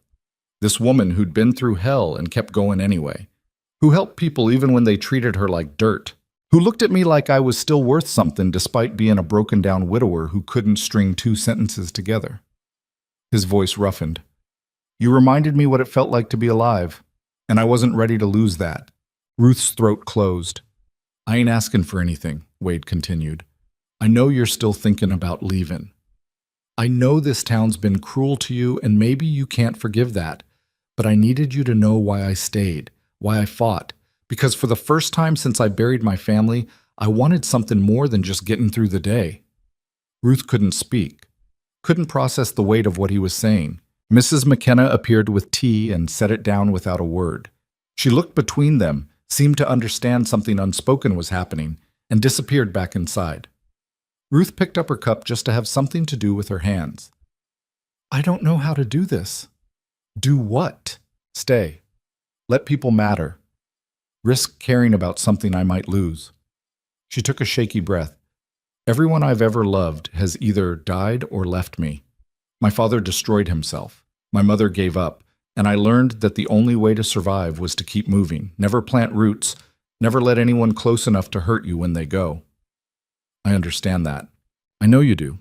That's what scares me." Ruth set down the cup before she dropped it. "Because you're the first person in years who's made me want to stop running. And I don't know if I'm strong enough to do that." Wade reached over and took her hand. His palm was calloused and warm.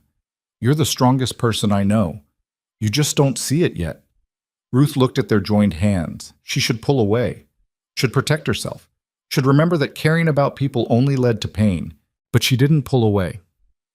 They sat like that while the town slowly came back to life around them, people cleaning up storm damage and securing broken fences and talking in low voices about the boy who'd fallen down the well and the woman who'd helped save him. That evening, Eleanor Voss rode into town. Ruth saw her from the boarding house window, elegant even on horseback, her clothes immaculate despite the muddy roads. She stopped in front of the sheriff's office and went inside. Mrs. McKenna appeared beside Ruth. "That woman's got nerve, I'll give her that." "What do you think she wants?" "Probably heard what happened with the Miller boy, probably realizing that her campaign to destroy you ain't working out the way she planned." The older woman's expression was grim. "Eleanor don't like losing. She's going to try something else." Wade came downstairs, saw Eleanor's horse outside the sheriff's office, and his expression hardened. "Stay here." "Wade, just stay here, please." He walked out before Ruth could argue. Ruth watched from the window as Wade crossed the street and entered the sheriff's office. She couldn't hear what was being said, but she could see shadows moving behind the curtains. 5 minutes passed. 10. Then the door opened and Eleanor emerged. her face tight with barely controlled fury. She mounted her horse without looking back and rode out of town at a speed that sent mud flying. Wade returned to the boarding house looking exhausted. "What happened?" Ruth asked.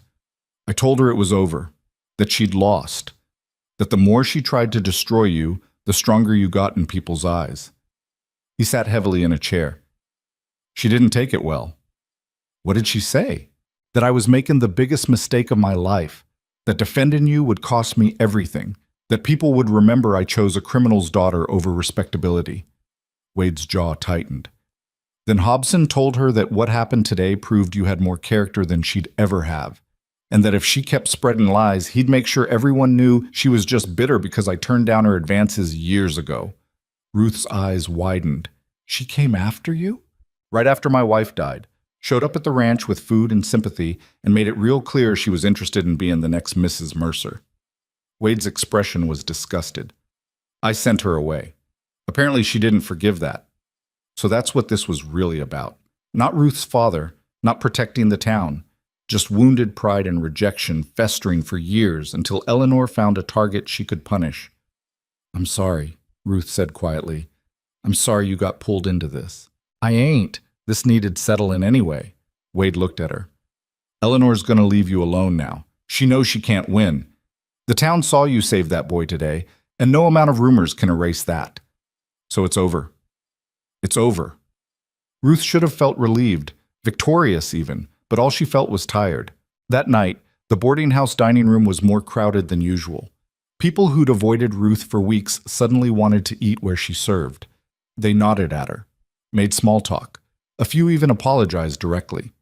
Ruth accepted it all with quiet grace, but inside she felt hollow. Later, she found Wade on the back porch, staring at the stars. "You okay?" he asked without turning around. "I won," Ruth said. "I should be happy." "But you ain't." "No." She leaned against the railing. "Because winning just means I get to stay in a place that was ready to throw me out a week ago. These same people who are being nice to me now. They turned their backs when Eleanor told them to. They believed the worst without asking for my side. And now they want to pretend it never happened." Wade nodded slowly. "You're right. They were cruel, and they were cowards. And forgiving that ain't easy. So why should I stay?" "Because leaving means Eleanor was right, that you don't belong, that you're not strong enough to build something here." Wade turned to face her. "And because running don't actually solve anything.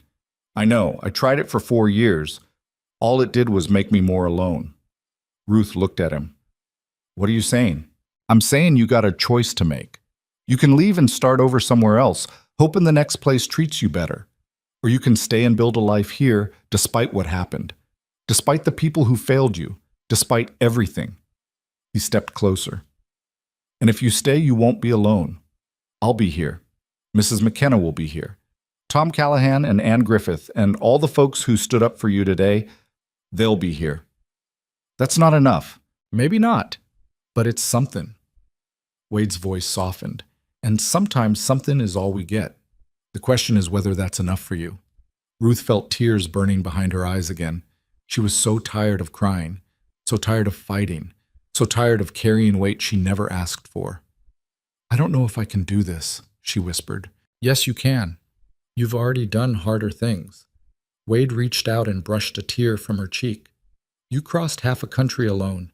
You survived being stranded with nothing. You built a life from scratch. You stood up to the most powerful woman in the territory, and you saved 2 children from dying. You can do anything." Ruth let herself lean into his touch, just for a moment, just long enough to remember what it felt like to be held up by someone else. Then she stepped back. "I need time to think." "Take all the time you need. I ain't going anywhere."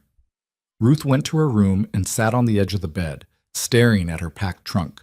Everything she owned was in there, ready to go, ready to run. But for the first time since leaving Philadelphia, she didn't want to run. She wanted to stay. She wanted to see what would happen if she stopped moving long enough to let roots take hold. Wanted to find out if the fragile connections she'd built could become something stronger.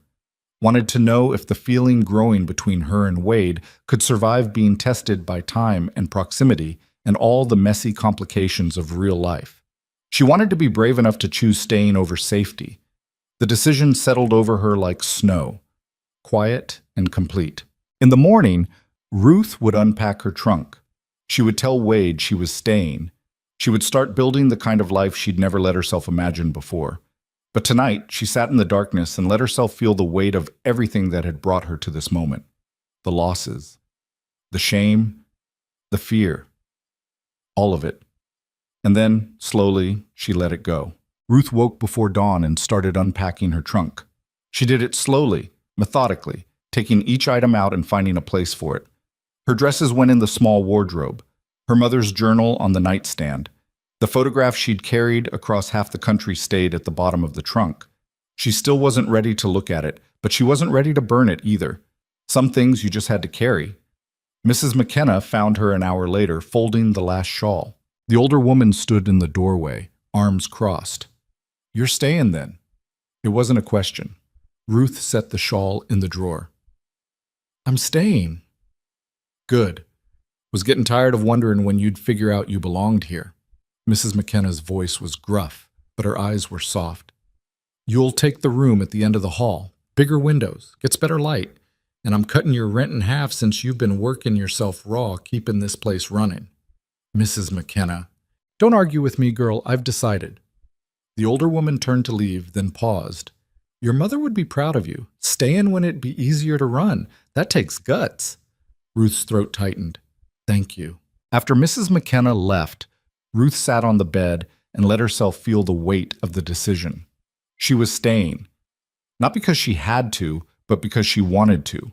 Because somewhere between saving the Callahan boy and healing Wade's horse and standing up to Eleanor Voss, Black Hollow had stopped being a place she was trapped and started being a place she could build something. It terrified her, but it also felt right. She found Wade an hour later behind the boarding house, splitting firewood even though they already had enough to last through spring. He worked with the same focused intensity he brought to everything, each swing precise and powerful. Ruth waited until he paused to catch his breath. "I'm staying." Wade set down the axe. Sweat dampened his shirt despite the cold morning air. "Yeah?" "Yeah." Something shifted in his expression, relief mixed with something deeper. "Good." They stood there in the quiet morning, not touching, just existing in the same space. After a moment, Wade picked up the axe again. "Help me stack this," he asked. It was such a simple request, so ordinary, but Ruth understood what he was really asking. "Can we just be normal for a while? Can we build something without rushing it?" "Sure," she said. They worked together in comfortable silence, Wade splitting while Ruth stacked the pieces against the wall. The sun climbed higher, burning off the morning frost. By the time they finished, Ruth's hands were rough with splinters and her back ached, but she felt settled in a way she hadn't in years. Over the next few weeks, Ruth's life in Black Hollow found a rhythm. She treated patients in the mornings, the flow of people returning to steady now that Eleanor's influence had crumbled. She helped Mrs. McKenna with the boarding house in the afternoons. And several evenings a week, she rode out to Wade's ranch. Those visits were her favorite part. Wade would be working when she arrived, mending fence, tending horses, fixing whatever had broken that week. Ruth would help where she could, learning the rhythms of ranch work.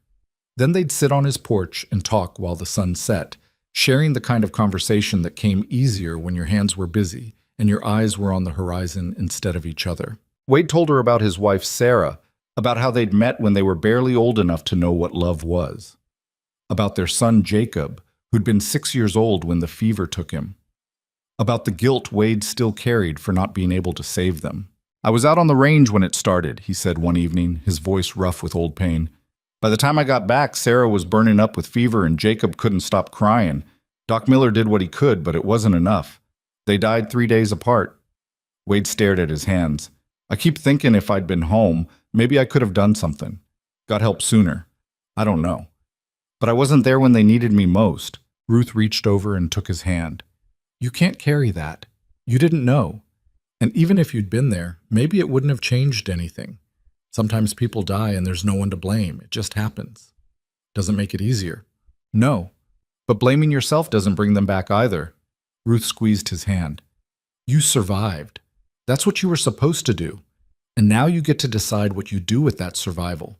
You can spend the rest of your life punishing yourself for living, or you can let yourself have something good again. Wade looked at her with eyes that held 4 years of grief. What if I lose it again? Then you lose it, and it'll hurt worse than anything. But at least you'll have had it. Ruth's voice softened. My mother used to say that loving people is the bravest thing we do, because we know going in that we'll lose them eventually. Everyone dies, everyone leaves, but we love them anyway. That's what makes us human. Wade was quiet for a long moment. Then he said, Your mother sounds like she was smart. She was, and sad, and tired, but she loved fiercely while she could. Ruth looked out at the darkening sky. I think she would have liked you. Yeah? Yeah. She had a soft spot for people who carried their pain quietly. They sat in silence after that, hands still linked, while the stars came out one by one. As winter turned toward spring, Black Hollow began to change. The railroad bridge was repaired, the town well was filled in, and a new one dug. Tom Callahan took his son to Denver to see a specialist about his breathing problems, funded by Wade's quiet generosity. The boy returned a month later with medicine that actually worked and a smile that split his face. But the biggest change was in how people treated Ruth. The ones who'd turned their backs during Eleanor's campaign came to her with apologies that ranged from sincere to awkward to painfully inadequate. Ruth accepted them all with the same quiet grace. She didn't forget what they'd done. The memory of standing alone while the town condemned her was carved too deep to erase. But she chose to let them move forward anyway, because holding on to bitterness would only poison the life she was trying to build. Some people understood that forgiveness didn't mean things went back to how they were. Others expected her to just forget and were disappointed when she kept a careful distance. Ruth learned to tell the difference.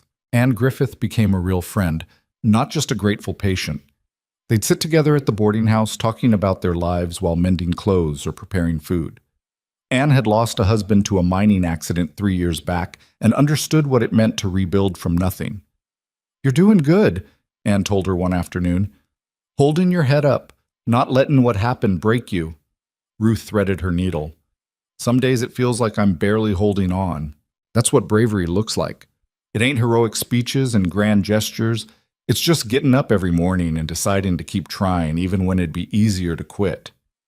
Anne knotted her thread. You think Wade Mercer got through 4 years of grief by being strong every day? No. He got through it by being strong enough, often enough. That's all any of us can do. The word settled into Ruth like truth. She'd spent so long thinking she had to be perfect, had to prove herself beyond any doubt, had to earn her place through flawless work and unwavering strength. But that wasn't sustainable. Nobody could carry that weight forever. What she could do was show up, work hard, help where she could, and forgive herself on the days when it wasn't enough. Eleanor Voss left Black Hollow in early April. The news spread through town like wildfire. She'd sold her ranch to a cattle company out of Denver and was moving east to live with her brother. Some said she couldn't stand losing. Others whispered that the town had finally seen through her cruelty and she couldn't take the scrutiny. Ruth heard the news from Sheriff Hobson, who stopped by the boarding house with an expression that might have been relief. Thought you'd want to know, he said. Eleanor's gone. Left this morning without saying goodbye to anyone. Ruth felt nothing, no triumph, no satisfaction, just a hollow sense of completion. Good for her, she said quietly. Hobson raised an eyebrow. That's it? After everything she did to you? What do you want me to say? That I'm glad she's miserable? That I hope she suffers? Ruth shook her head. She was cruel because she was unhappy. Leaving town won't fix that. She'll just be unhappy somewhere else. That's punishment enough. The sheriff studied her face. You're a better person than most, Miss Calloway. I'm just tired of carrying hate. It's too heavy. After Hobson left, Ruth sat on the boarding house porch and thought about Eleanor Voss. About how someone could have everything, money, power, beauty, and still be so consumed by bitterness that they destroyed themselves trying to destroy others. It was a kind of tragedy, even if it was self-inflicted. Ruth wondered if Eleanor would ever find whatever she was looking for. Probably not. Some people were too broken by their own choices to ever heal, but that wasn't Ruth's problem anymore. Wade found her there an hour later, lost in thought. Heard Eleanor left, he said, settling into the chair beside her. News travels fast. Always does. Wade stretched his legs out. How do you feel about it? Ruth considered the question. Relieved, I guess. And sad. Not for her specifically, just sad that people can be that way. That they can have so much and still need to take from others. That's just how some folks are built. They don't know how to be happy. They only know how to win. Wade's voice was thoughtful. My father was like that. Never satisfied with what he had. Always reaching for more. Died alone because he'd pushed everyone away chasing things that didn't matter. Is that why you live the way you do, alone on that ranch? Partly. After Sarah and Jacob died, I realized all the things I thought mattered. Building a big operation, making money, expanding the land. None of it meant anything without people to share it with. So I stopped chasing, just focused on surviving. He looked at her. Until you showed up and reminded me that surviving ain't the same as living. Ruth's heart did something complicated in her chest. Wade, I ain't saying this to pressure you. I just want you to know that you changed something in me. Made me want more than just getting through the day. His voice was steady, sure. And I'm grateful for that. Whatever happens next. Ruth reached for his hand. You changed something in me, too. You made me believe I could stay somewhere. That I could stop running. They sat like that, hands linked, while the afternoon stretched toward evening. It wasn't a declaration of love or a promise of forever. It was just two people acknowledging that they'd found something worth protecting in each other. And for now, that was enough. As spring deepened into summer, Wade started spending more time in town. He'd ride in several times a week, ostensibly to pick up supplies or check on business, but everyone knew he was really coming to see Ruth. They'd walk together after she finished her rounds, talking about everything and nothing. Sometimes Wade would help her gather herbs in the hills. Sometimes Ruth would ride out to his ranch, and they'd work side by side until sunset. The town watched this courtship with interest, but notably without judgment. Tom Callahan started a friendly betting pool on when Wade would actually propose. Mrs. McKenna threatened to hit anyone with a broom who asked Ruth about her intentions. Ruth found herself laughing more, sleeping better, looking forward to tomorrow instead of just enduring today. One evening in late June, Wade showed up at the boarding house with something wrapped in cloth. Got something for you, he said, suddenly awkward in a way Ruth had never seen. She unwrapped it carefully and found a small wooden carving, a meadowlark, every feather detailed with painstaking care. It fit perfectly in her palm. You made this? She asked, stunned. Wade nodded. Been working on it at night, when I couldn't sleep. He cleared his throat. Meadowlarks were Sarah's favorite. She used to say their songs sounded like hope, and I thought maybe you'd like to have one, since you gave me hope again. Ruth turned the carving over in her hands, seeing the hours of work in every careful cut. This wasn't just a gift. It was Wade telling her something he didn't have words for. It's beautiful, she said softly. Thank you. Wade looked relieved. There's something else I wanted to ask you. Ruth's heart started beating faster. I know we've been taking things slow, and I know you got your own life here, your work, your patients, but I was wondering. He took a breath. Would you consider coming to live at the ranch? Not as a hired hand or a guest, as my partner, someone who belongs there as much as I do. Ruth's breath caught. Wade, I ain't asking for marriage if you ain't ready. I'm just asking if you'd be willing to build something with me, on land that could be ours instead of just mine. His eyes were honest, vulnerable. I know it's a lot to ask, but I can't imagine that place without you anymore. Ruth looked at the meadowlark in her hand, then at Wade's face. She thought about the boarding house that had given her shelter when she had nothing, about Mrs. McKenna who'd stood by her, about the patients who depended on her. But she also thought about the empty ranch house that Wade rattled around in alone, about the life they could build together if she was brave enough to try, about waking up to mountain views and falling asleep to the sound of horses in the barn and filling that silent house with warmth and conversation and possibility. I have conditions, she said. Wade nodded.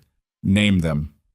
I keep seeing patients. I don't stop being a healer just because I'm living on a ranch. Wouldn't ask you to. And I need to tell Mrs. McKenna myself. She's been good to me. I owe her that. Of course. And we do this as equals. Your ranch becomes our ranch. Your decisions become our decisions. I'm not just moving in to cook and clean, I'm building a life. Wade's mouth curved into a smile, a real one, the kind that transformed his whole face. Deal. Ruth felt tears prickling her eyes. Then, yes, I'll come to the ranch. I'll build something with you. Wade pulled her into his arms, holding her tight enough that she could feel his heart pounding. Ruth pressed her face against his chest and let herself believe finally that this was real, that she'd found a place to belong and a person to belong with, that all the running and hiding and surviving had led her here. Mrs. McKenna took the news with characteristic bluntness. About damn time, she said when Ruth told her. Been watching you two dance around each other for months. Thought I'd have to lock you in a room together. Ruth laughed through tears. I'm going to miss living here. Ranch ain't that far. You can visit, and I expect you to keep helping out when you're in town treating patients. Mrs. McKenna's voice softened. You've been good for this place, Ruth Calloway, and you've been good for Wade Mercer. That man was half dead when you showed up. Now he looks like he might actually have a future worth living. He gave me a future too. Then you're even. Mrs. McKenna pulled Ruth into a rare hug. Your room's always here if you need it. Remember that. Ruth packed her trunk for the last time, but this time it wasn't an escape. It was a beginning. Wade came for her on a clear morning in early July, driving a wagon loaded with supplies. Tom Callahan and his son helped load Ruth's belongings. Ann Griffith brought fresh bread for the journey. Even Sheriff Hobson stopped by to wish her well. Ruth took one last look at the boarding house that had sheltered her when she had nowhere else to go, then climbed onto the wagon seat beside Wade. They rode north together, leaving Black Hollow behind but not forgotten. The ranch looked different in summer. Green where it had been brown, alive where it had seemed dormant. Wade pulled the wagon up to the house and helped Ruth down. Welcome home, he said quietly. Ruth looked at the house, the barn, the corrals stretching toward the mountains. She thought about the first time she'd come here, desperate to help Wade's injured horse, terrified of being sent away. She'd been so lost then, so broken by shame and fear and the weight of her father's crimes. But she wasn't that person anymore. She'd saved lives, built friendships, stood up to cruelty and won. She'd learned that belonging wasn't something you earned through perfection. It was something you built through showing up, even when it was hard, especially when it was hard. And she'd learned that love wasn't about finding someone to fix you. It was about finding someone to build with, someone who saw your scars and didn't flinch, someone who carried their own damage and understood that healing was a choice you made every day, not a destination you reached. Wade carried her trunk inside while Ruth stood in the doorway of what was now her home. The house still needed work. The floors were dusty. The windows needed cleaning. The whole place had the stale feeling of somewhere that had been functional but not lived in. But Ruth could see what it could become, could imagine herbs drying from the rafters, books on the shelves, curtains in the windows, the warmth of a fire and the smell of cooking and the sound of conversation filling rooms that had been silent for too long. She could imagine a life here. Over the following weeks, Ruth transformed the ranch house. She cleaned and organized and brought color to places that had only known brown and gray. She planted an herb garden near the kitchen door. She convinced Wade to build bookshelves in the front room so she'd have somewhere to keep her mother's journals and the medical books she'd started collecting. Wade watched this transformation with something like wonder. He'd tell her later that he'd forgotten what it felt like to have a home instead of just a place to sleep. That watching her bring the house to life reminded him of when Sarah had first moved in, turning a bachelor's quarters into something that mattered. Ruth understood that he wasn't comparing them. He was just remembering that houses needed people to become homes, and that he was grateful to be reminded of that truth. They fell into a rhythm. Wade would work the ranch during the day while Ruth tended her garden and prepared remedies. Several times a week, she'd ride into Black Hollow to see patients, coming back in the evening to share supper and stories with Wade. On weekends, they'd work together, mending fence, training horses, doing the 100 small tasks that kept a ranch running. It wasn't perfect. They argued sometimes about small things, how to organize the barn, whether to buy more cattle, whose turn it was to cook. Wade was stubborn and Ruth was proud, and sometimes they'd go hours without speaking because neither wanted to admit they'd been wrong.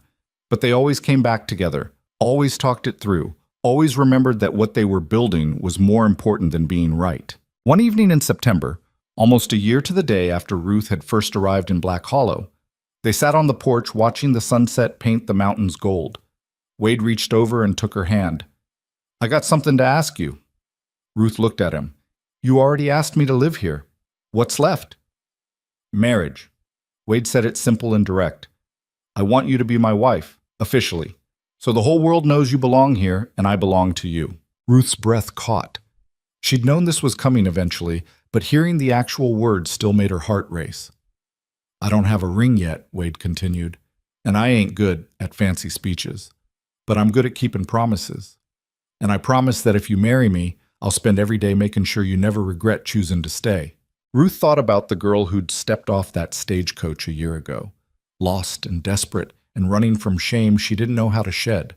She thought about everything she'd survived to get here, all the pain and fear and struggle, and she thought about how none of it had been wasted, because all of it had led her to this moment, to this man, to this life. "Yes," she said. "I'll marry you." Wade pulled her into his arms, and Ruth let herself sink into the embrace, let herself believe that this was real, that she'd finally found what she'd been searching for without knowing it. Not escape, not redemption, just a place to belong and a person to build with. They married a month later in a simple ceremony in Black Hollow. Mrs. McKenna stood up with Ruth. Tom Callahan stood with Wade. The whole town turned out to watch, filling the small church until people spilled out onto the steps. Sheriff Hobson officiated, reading the vows in his steady voice. When he got to the part about speaking now or forever holding your peace, Anne Griffith's daughter shouted, "Kiss her already!" and the whole congregation laughed. Wade did kiss her, gentle and sure, and Ruth felt the last piece of her old life fall away. She was Ruth Mercer now, not Ruth Calloway, daughter of a criminal, not the disgraced woman from back east, just Ruth Mercer, wife of a rancher, healer to a town that had learned to value her. That was enough. The years that followed weren't easy. The ranch struggled some years with drought and hard winters. Ruth lost patients she couldn't save and carried that weight the way healers always did. Wade still had days when grief caught him sideways and he'd retreat into silence until Ruth pulled him back. But they built something anyway.